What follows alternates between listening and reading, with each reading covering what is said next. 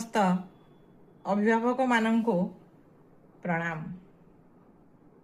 आज आपण मानक पाई पदे कथा मो तरफरु अनेक समय देखा जाए प्रायतः देखा जाए अभिभावक माने बापा माँ माने पिलार भावना को गुरुत्व दियंती नहीं।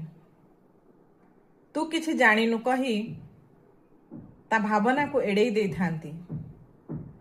एहा द्वारा कौन हुए जानिछंती?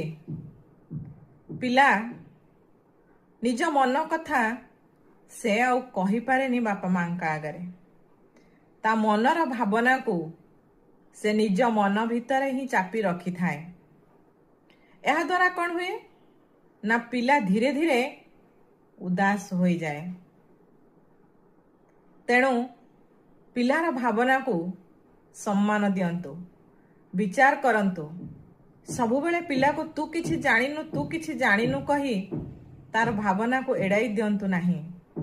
तेणु पिला को तार भावना को बा पिलार भावना को बुझी विचार करी ताकू फलप्रद करिबा पाई सहयोग कले निश्चित भावरे पिलाटी खुशी हेबो।